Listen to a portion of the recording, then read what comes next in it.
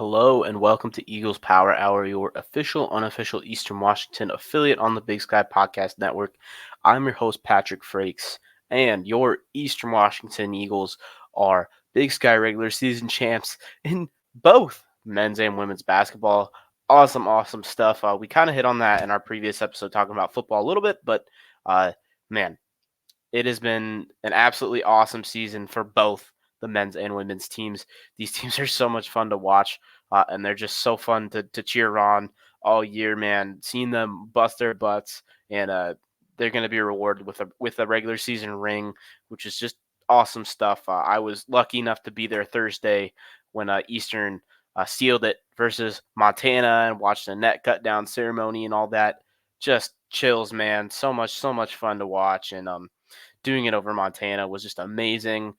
And then talk about the Eagle women sealing a Big Sky regular season championship with a Jamie Lowetta buzzer beater over the Bobcats. You got to be kidding me. Just storybook finishes for these ladies and for the men too, beating Montana on your home court. It really is awesome. Um, we're gonna kind of wrap up these last three games for both of them into just pretty short little summary, talking about them kind of as a sequence. We're not gonna get too into the weeds with each game individually, primarily just because I'm running a little bit low on time this week. It's midterm week for me. I have spring break next week here at U of I, so I'm running a little low on time and energy and prep time for this one. So we're gonna kind of go on the fly. Um, but you know, both the Eagle men and women were able to sweep their final three games of the year. Both were able to seal conference championships, back-to-back regular season championships for the Eagle men. But man, shout out to Coach Riley because awesome stuff. But we're gonna kind of just really quickly talk about a few the games individually here. I'm sharing the screen. So Eagle men, we'll talk about the Montana game. Again, I was in attendance for this one. Uh, this one was really just kind of a shootout. But I don't know. This game I wasn't uh, mega worried about the offensive production or the defensive production necessarily. A lot of people were not very thrilled with defensive effort in all three of these games for the Eagle men, and the Montana State and the Sac State were definitely warranted. Those were probably two of the worst defensive efforts we've seen all year from this Eagle men team. But you gotta take it with a grain of salt, considering that the Eags didn't have a ton to play for in those two games. They already had the one seed locked up. They had the Big Sky regular season outright championship locked up. Those two games were for pride, and they meant a lot for the other team. Well, maybe not as much for Sac State, but they meant a lot for a team like Montana State. They had I believe it was they had the 5 seed on the line or the 4 seed on the line. If they were able to win and some teams lost, they had a chance there. And so these teams were playing hard and playing for their seasons and their seeding. Well, this Montana game was the one that really mattered, and Eastern really in the second half they just kind of took over. In the first half, holy shit, dude!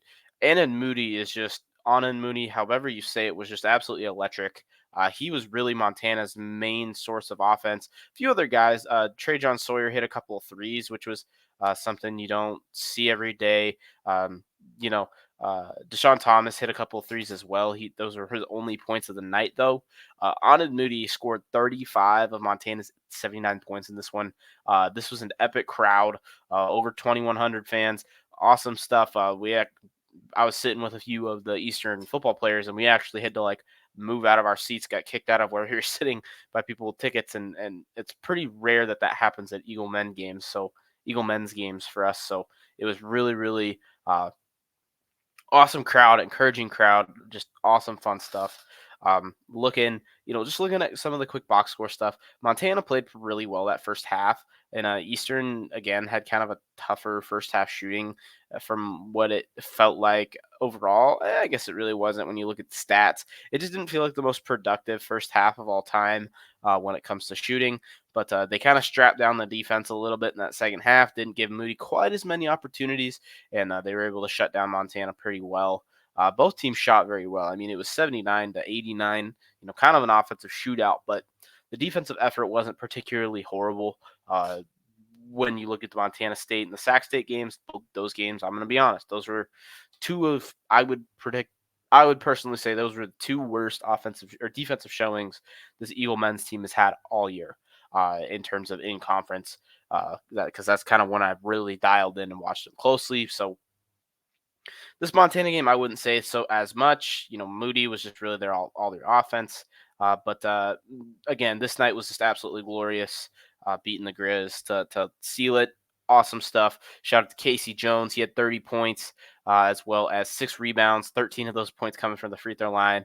He had an awesome dunk. Cedric Howard had a highlight dunk, went 10 for 17 from the field on 25 points and 5 rebounds. Excuse me. Yeah, just awesome stuff all around. Ethan Price with 12 points, 8 points for Lamont Watts. Magnuson had 4 points. He had a nice and one opportunity. Missed the free throw, but uh, it was good to see Magnuson drive in there and be a little bit of a scorer. Uh, and then obviously Moody had 35 points for Montana. He was really their main scoring. Then we talk about Montana State. This one was nuts. We went to overtime. First half was kind of a lower scoring, defensive battle. Montana State was just kind of out shooting Eastern by a little bit. They were really just, man, they were getting lucky with a lot of those contested threes, deep threes. And then in the second half, they started figuring out Eastern's defense a little bit. When Eastern went to the zone, they were able to get a lot of open corner threes by kind of spreading the floor in a way that Eastern hasn't really defended a ton, and they were just able to knock down threes at a pretty high rate, if I'm remembering right. They shot 44% on the game from three, 8 for 4 in that second half, or 8 for 14 in that second half, excuse me. And man, they really played it tough in that second half. Shooting wise, they were just lights out, man. It was tough to beat them. It was tough to stop them, excuse me. And a big part of that was, hey, that was some subpar defensive effort, that's for sure. But I don't know. To me, it felt like a good amount of it was a little bit of scheming. When we went man to man, they were running just pretty simple pick and roll. And what we've been doing all year is, our big man on the pick and roll hedges extremely hard enough to the point where it stops the ball handler from driving, and it kind of forces them to turn around, and then whoever was getting screened kind of covers the roller and then kind of tries to recover. If you've seen it, you know what I'm talking about, where our big man hedges super hard and like half runs up the court to just cut off that pick and roll man. Well, we were doing that, but the way that Montana State was spreading the floor, it didn't allow our help defense to really guard the roller the way that we've been able to a lot of the year, and it allowed them to get a lot of wide open looks inside to Olmstead. Olmstead had 15 points in this one. He had a nutty couple last games because he only played a few minutes really all year, and so it was very impressive outing from John Olmstead, the big man for Montana State. But Eddie Turner was lights out in this one from three. He was 4 for 6. Robert Ford and Brian Garaki also had up in the high double figures, 18 for Robert Ford, as well as 5 rebounds and 3 assists. 9 assists to go for Turner. 22 points for Brian Garaki. He was freaking lights out, man. 2 for 7 for three, but he got the free throw line at a high clip. He had 8 rebounds. He played very well. 2 steals for him. Eastern turned the ball over a lot in this one. 16 turnovers, 5 of them going to Coward, which was brutal. But Coward made up for that with 23 points, 10 rebounds, 18 points, 6 rebounds for Jake Kyman, 16 points for Casey Jones with 4 rebounds. He also looked like he kind of got jabbed in the face. But anyways, 11 points for Ethan Price. Magnuson had 9 freaking points on senior day. Let's go, Ellis. We love Ellis Magnuson when he gets his scoring going. 21 points for Lawan Watts, though. He was huge down the stretch in overtime and down in the second half. He made a lot of big plays, getting open on screens and stuff like that allowed us to win this one. Again, not the best defensive outing. The second half particularly, it kind of looked like Montana State figured out how Eastern likes to run their defense, and so they were really exposing it, which is, I mean, that's okay, whatever, but that's something that, looking to Boise, we really need to figure that out, that's for sure. Something to note with this Montana State game, Eastern started the game 9% from three, and then the second half they're able to hit a couple, but still only 7 for 24 from three. Typically, we like seeing a little bit better percentages with that. For whatever reason, Montana State just we cannot shoot against. I don't know what the deal is with that, but I don't know. They're not necessarily a team that I'm super concerned about playing. Looking forward to the tournament, but whatever. We'll quickly hit on the Sac State game. This one was kind of a shootout again. Um, it wasn't the greatest of defensive efforts either. That's for sure. We allowed one of the worst shooting teams in the really in the country to shoot 52% and 60% from three, damn near 58%. They broke their school record for threes in a game. They hit 18 damn threes in this game. They're one of the worst shooting teams in the entire. They are the worst shooting team in the conference. Um, they got a lot of good looks, but I mean, I will be honest. A lot of their threes came from either contested looks or guys that don't shoot. Some of their bigs that really don't shoot threes at all. We're just hucking them up and making it. And so, they made a lot of threes, but half of them I probably would chalk up to, damn, that's a good shot. Okay, whatever, we move on. They shoot a ridiculously high percentage, and that's the only reason this game was close at all. I believe Eastern, like, completely, not quite, 28 to 25 rebound ratio. Looking at the turnovers, 14 to 18. They turn the ball over a lot. Like, it's not like they outplayed Eastern any facet in the game really, other than they just shot better. Eastern shot okay, not astounding, but Eastern outscored them in the paint 50 to 20. Like they were just dominant inside, and they were just able to keep up by. They didn't make every shot, but they just shot the three at such a high percentage that it allowed them to stay in this one. And really, it looked like they might win it heading into the tournament. Man, it was kind of a weird low note to go out on in the season, but I mean, I'm not gonna take this Montana State game and this Sac State game insanely serious because we didn't see those same errors against teams where it really mattered. Um, you know, this game obviously it had no implications on seeding. It had no implications on really anything except for I guess potential like NCAA tournament seeding. But I mean, I really wasn't too worried. Eastern was able to win this one. They played good offense in the post. They really dominated inside. Casey Jones had 17. Coward with 15 points. Price had 10. Magnuson was 0, but he had 7 assists, typical Magnuson numbers. 24 points for Dane Erikstrup. I believe like 16 of those were in the first half. He had a really nice game. Hit a couple of those threes that he's just been missing for whatever reason this year, the last kind of half of this year. Kyman shot a lot of shots that drive me nuts sometimes, but it's okay. We'll move on. Ethan Price, he had a solid game with 6 rebounds.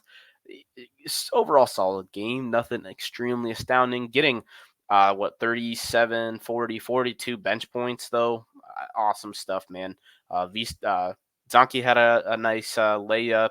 Mason Williams hit a three. Really nice to see him getting some playing time, getting back. Luan Watts went 6 for 9 from the field. Nice. Solid game. Offensively, at least. Defensively, again, not the best shot. There's a lot of open looks, but are we really going to complain about open looks when Sac State was the worst team shooting the three all year? And so the game plan was likely, hey, let's eliminate the paint and make them shoot. And they were able to shoot tonight. And that's okay. It's okay. It was a close game. It shouldn't have been a close game, but we'll move on. I think really the teams that have been able to hang close with Eastern have shot ridiculous percentages, either from three or just shot ridiculous amounts of threes. I'm thinking Idaho State. I'm thinking Montana in their first half. I'm thinking the Sac State game. Those games where teams have been able to really, keep up with Eastern. It's all been they're just shooting ridiculous percentages, and I'm not too insanely worried about that heading into the Big Sky Conference tournament because teams don't shoot well in Boise. For whatever reason, it being a hockey tournament, a hockey arena, the depth perception's a little bit different, and it just kind of messes with teams, and they just don't shoot quite as well, which is I think plays really well into Eastern's strengths. It's gonna force teams to have to go inside, and Eastern's the best team inside in the conference, and it's gonna force Eastern to score inside, which is something that, hey, when they can't hit an outside shot, sometimes they struggle with. But I really like Eastern's chances heading into this Big Sky tournament. And I guess that's a perfect segue to look at this Big Sky tournament bracket. So, Eastern Washington, they got the 1 seed. They have the opening round bye, and then they will play on Sunday at 4:30 Pacific time, 5:30 Mountain time in Boise there at the ICCU Arena, the basement of the Grove Hotel. That's where I believe it's like the Boise Steelheads or something, some hockey team plays. But we will get the winner of Idaho and Sac State. That's the 9 versus 10 seed game. That game is being played at Saturday at 4:30 local time, or 4:30 uh, Cheney time, Pacific time, I should say. 5:30 Mountain time. That would be local time. So that's the game to watch on Saturday. We'll find out who Eastern plays. I really like Eastern's chances against either of these teams. Um, Idaho, really, they've been just kind of face planting into the end of the season, man. They're a team, if you guys watch Tubbs, obviously I was on Tubbs, I was talking relatively highly of about a week ago, and then they just absolutely face planted these last 3 games. They had a chance at a 6 seed if they were to win out, and they ended up losing out and getting blown out on their way out the door. So, they're really just looking at this Sac State game as kind of their Super Bowl, if I'm being completely honest. And if they're able to pull that one off, okay, I like our chances against them. But looking forward, this is where things get a little bit more interesting. And of course, this is the game that we lost last year to NAU. But NAU was just ridiculous last year. I don't know what the deal was with that. And I'm sure Eagles fans are going to have a little bit of PTSD, one game at a time. But we're going to look ahead. We're going to look at this potential semifinal. Well, I guess it would be it would be the semifinal matchup with either Weber State or Montana State. This is where things get interesting and get kind of tough. So both Weber State and Montana State are teams that have beaten Eastern this year and teams that have given Eastern a run for their money in both games. Really the way that this tournament worked out, I would have much rather played either Montana or Portland State. Just we played better against those two teams this year. So getting the two teams that have given us trouble this year is kind of annoying. Um, you know, so I'm not I'm not necessarily terrified of these teams, but if you put all these teams on the thing and say, or on the page and say, "Hey, pick 2 or 3 teams that you're scared of or you're more worried of as an Eastern fan, the 1 seed this tournament." And it's probably Weber State, Montana State, and probably Northern Colorado. And I have a feeling that we're going to be seeing 2 of those 3 in this tournament. We're definitely going to at least see one if we're able to win this Idaho/Sac State matchup here. Sac State's playing good ball, so I mean, if they're shooting insanely lights out again in Boise, which I seriously doubt will happen, um, that could be a potential tough game. But I'm really looking forward in this thing, and I'm looking at we have to either face Dylan Jones and probably the hottest team in the Big Sky right now in Weber State, or we have to face well, I guess Weber State did just lose to Montana State on national TV, and kind of the play-in game for the 2 seed. If Weber was able to win it, they would have been the 2 seed. Instead, they ended up losing, and um, they play Montana State for the they played the 4-5 seed game now, which means they get till Monday off, but it still is kind of a tough situation for them having to play Montana State back to back, but I almost think it plays into Weber State's favor. Weber State, again, they have Dylan Jones. They have the best player in the conference, really.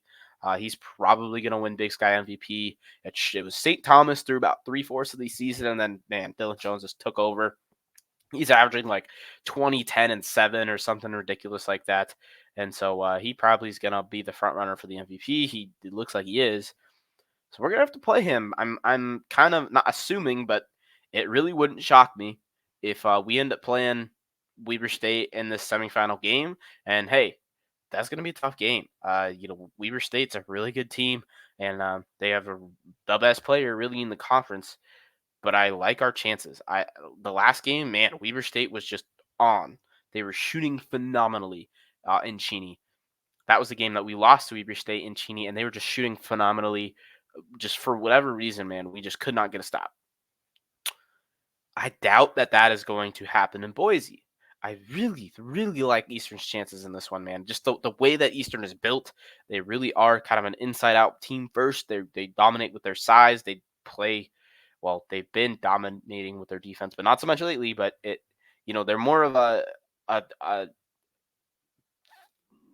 post first team, I guess. So I really like our chances. If we get Montana State, I like our chances against them again. I know that they have given us trouble this year, but it's tough to beat a good team twice. And I think Eastern's the better team of the two.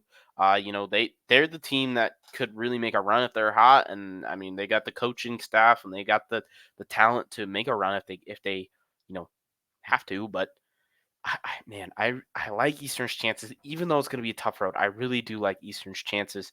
If someone was asking me who I would bet on, I like Eastern's chances, guys.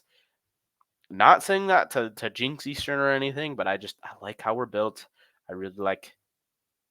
I don't love our matchups, but looking at the teams, like the way that they gave us close games is a way that I just don't see them doing in the Big Sky tournament in that arena, and what have you. Just for whatever reason, they just usually do not shoot well, and I think Eastern has the advantage inside on almost any team in the Big Sky.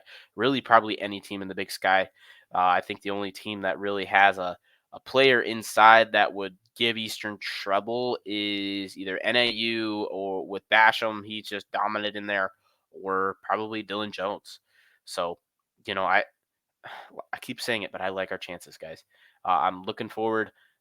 We will likely see either Montana or Northern Colorado in the championship if we are to get there.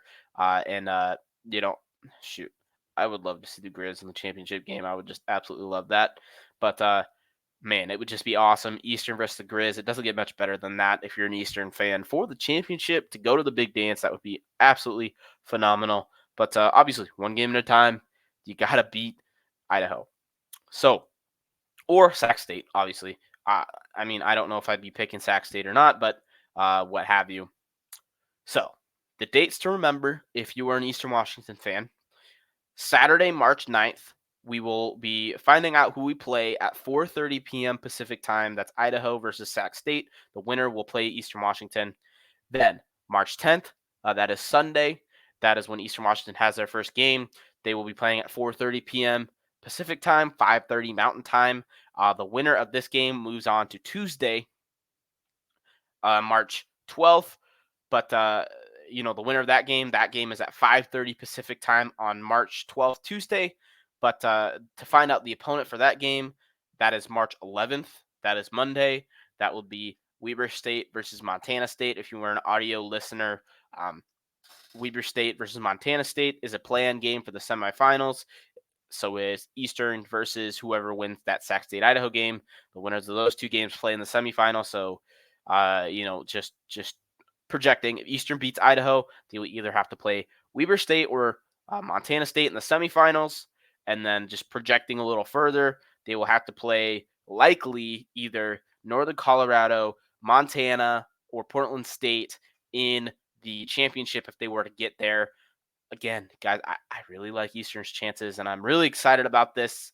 I really think if Eastern can play their efficient brand of basketball, if they could take care of the ball, limit the turnovers, and knock down a few shots, they don't have to be elite. I don't think they just have to knock down a couple. I really like what our chances will be of potentially going to the big dance again in 2023. Okay, or 2024, I guess it is. Geez, wow, I'm old, whatever. Okay, we're going to shift gears a little bit and talk about the women's weekend. Again, I'm going to brush through this really quick. I didn't get to watch a couple of these games, just again, time constraints. But Eags were able to beat the Grizz last second. 3 from the senior Jacinta Buckley. She is back. Man, it's awesome to have her back. She just felt like she had a major impact. Maybe it wasn't minutes, maybe it wasn't all the stats in the world, but she did get 9 rebounds, something that Eastern has been struggling with recently. We were able to, I guess no, we got out rebounded by Montana 46 to 40, but the defensive effort was astounding, dude. Montana is one of the best offensive teams in the freaking conference, and we held them to just 55 points. and scored 56. That's all you need, man. And excellent crowd in Missoula. 3,400, almost 3,500 people for a women's basketball game is awesome. But man, Emma Mother effing Loetta. She had a double-double, 20 points, 10 rebounds, 2 assists, a block, and 2 steals. But the game winner within the final seconds, a three to Jacinta Buckley, who really isn't a three-point shooter. She hit that for her third, fourth, and fifth point in the game. She had 4 steals and 9 rebounds, though. Just the hustle and the presence down low, having Jacinta Buckley back was huge, especially against a team like Montana with a big Carmen G. Feller in there. Look at the Montana box score, 15 points for Espen Miller McGraw. Conan Mack had 11 points, 8 apiece for Gina Markson and Carmen G. Feller. Other than that, man, we were able to hold Montana to a pretty low percentage for them, about 40%, but only 30. I guess, man, they shot pretty well. They probably shot pretty well for them, to be honest, anyways. They shot about average.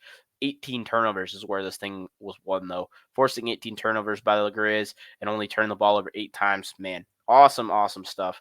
Huge shout out to the Lady Eagles here. Looking at the Montana State game, another one comes down to the end. This one was to seal the regular season championship, or at least to share the regular season championship.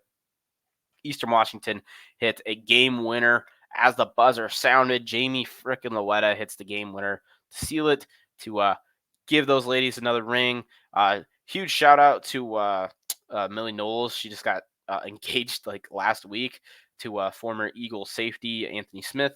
And so there's just a funny picture of her posing with the trophy and her engagement ring. I'm like, ring season? Anyways, she didn't have any points in this one, 2 rebounds, but 15 points for Jamie Loetta, 5 rebounds, 8 assists, the game winner buzzer beater that was good enough to earn her Player of the Week in the Big Sky. I don't think anyone can be more of a front runner for Big Sky MVP than Jamie Loetta. If she doesn't win Big Sky MVP, I don't know what's going on. She has to be the front runner for Big Sky MVP, or else we have to riot, man, because she deserves it. No question. She's the lifeblood of this team. 11 points, 4 rebounds for Jaleesa Lawrence versus Montana State. Aaliyah Alexander, just 7 points. Aaliyah Alexander, a little bit down in her typical scoring numbers, only 10 versus Montana, 7 versus Montana State. But, man, I don't really know if it matters, man. We're able to score, score enough to win this one 52-50. Again, another defensive brawl. Both teams shooting real low percentages. But, man, a win's a win, man, and this is how Eastern plays games. They're they slow you down. They play amazing defense. They won't be the best offensive team in the world, but man, they just so proud of these ladies to be able to win this thing, man. Awesome stuff. Briefly hitting on the Sac State game. This one I did not watch a second of. I will be completely honest, but this one was not close most of the game. It was kind of like within 6 or 7 points in that first half, but then the second half, Eastern came out in the third quarter and just absolutely dominated. Sac came back to make it look kind of respectable, but it really wasn't much of a game, most of this thing. They had a couple players, they had 3 players in double figures, but we're more worried about Eastern Washington. Eastern had 4 players in double figures, 14 for Loetta, 14 for Aaliyah Alexander, 14 for Jaleesa Lawrence, 13 for Jacinta Buckley. Man, it's awesome to see her back on the floor. 4 points for Millie Knowles, 8 points for, 8 points for Alexis Pettis, 3 points for Ellie Bonai.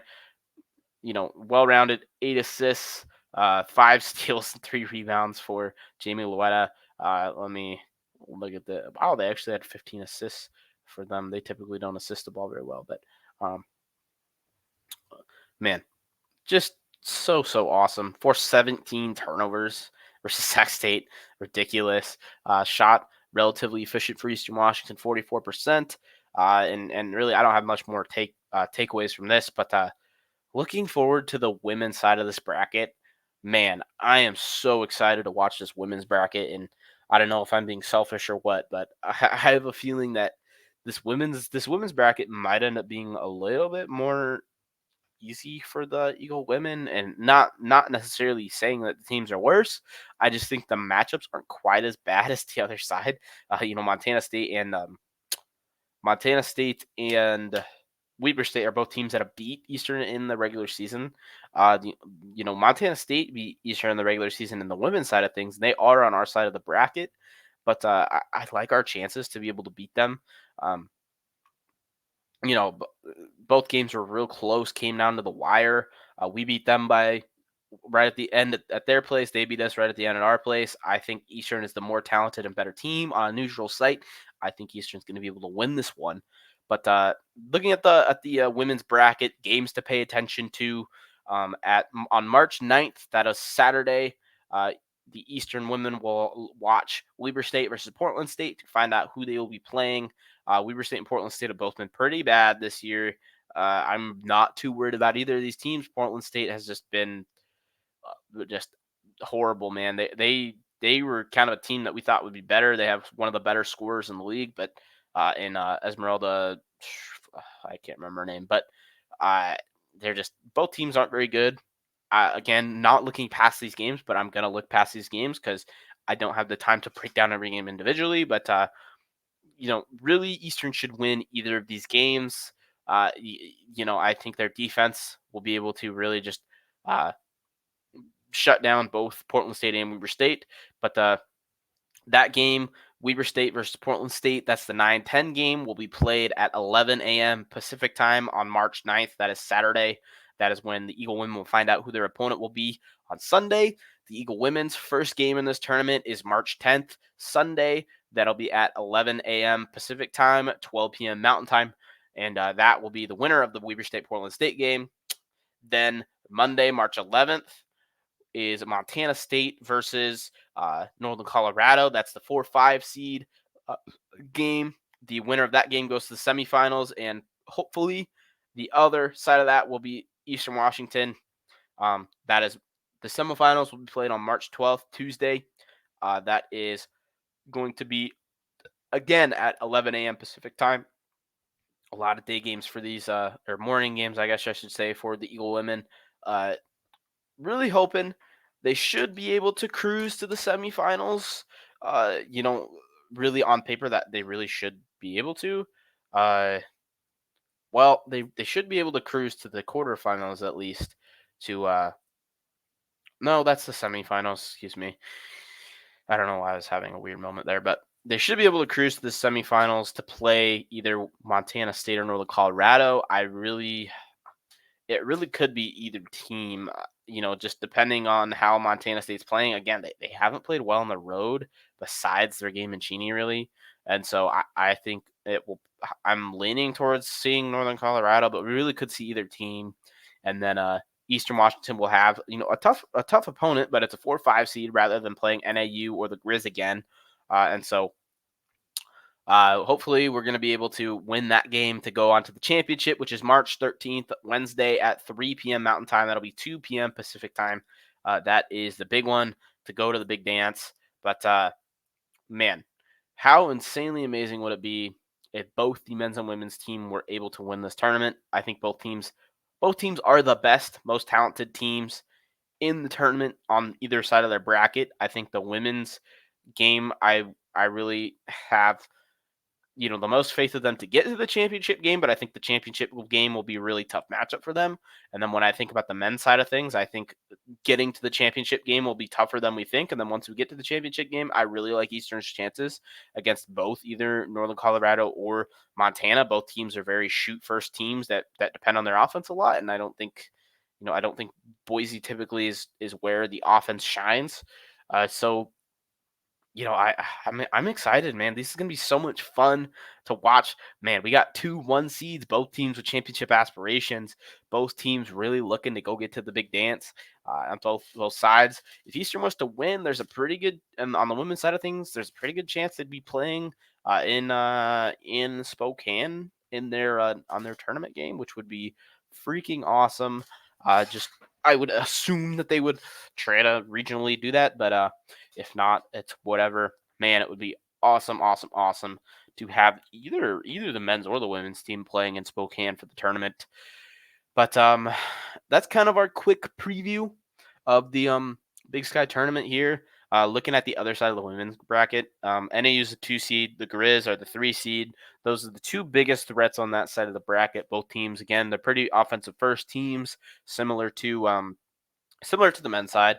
NAU, Eastern just dominated them in their second matchup, but NAU is one of the teams that has beaten Eastern this year on the women's side of things. Same with Montana State, but I have more faith in beating Montana State than I do in beating NAU for a second time. NAU is a damn good team. They shoot the ball very well. They have a really good forward in Sophie Glancy, but I think what sets Eastern apart and gives Eastern the best chance to win this women's bracket is getting Jacinta Buckley back. I don't see anyone beating Eastern Washington with Jacinta Buckley back.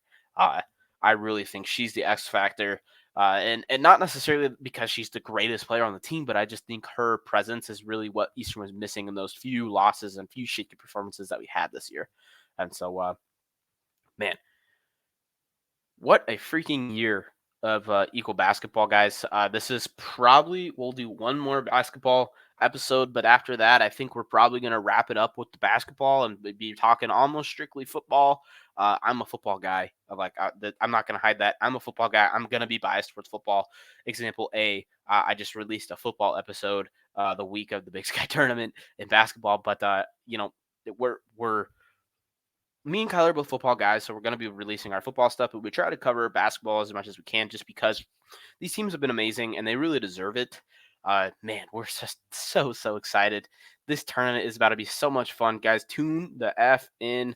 I'm going to put the men's bracket back up on here, but I apologize for the rambling because I have no plan today. I'm just rambling.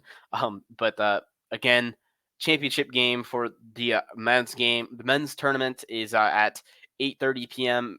Pacific time on Wednesday, March 13th. Man, I would be. I wish I could get down to Boise for this one, but I'm just not going to be able to swing it. But Tuesday, March 12th, is the semifinals that Eastern should hopefully be playing in. That game's at 5:30 Pacific time. Eastern's first game is March 10th on Sunday. That is 5:30 p.m. Mountain Time, 4:30 p.m. Pacific Time. Man, just an awesome year, awesome stuff when it comes to basketball up in Cheney, and I'm so excited. I'm so excited. I'm so excited. I'm so excited for spring ball. Spring ball starts in under 2 weeks. We have some epic guests lined up. Keep an eye out for that. I think that's all we got. This one's a little bit, unorganized, rambling, and kind of probably not our best episode, but I needed to get some sort of a preview out here for the Big Sky tournament. We'll do a bit of a season recap after the tournament, whenever that may be. Hopefully, we're going to the big dance and we got more basketball to talk about. But if not, we got football to keep ourselves entertained as well. Man, shout out to these teams, man. Both have been awesome stuff.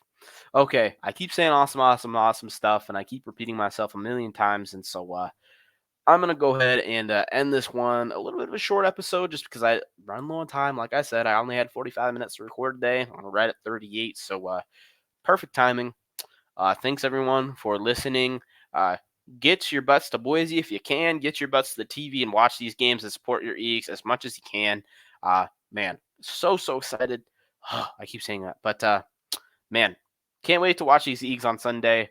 And get to the TV, watch these guys. Keep following us on X and following us on Instagram. Instagram's been blowing up recently. That's been awesome. Had a couple of shorts get over 5,000 views. Shout out to you guys for reposting and stuff and all that. But I think that's all we got, guys. Go Eagles.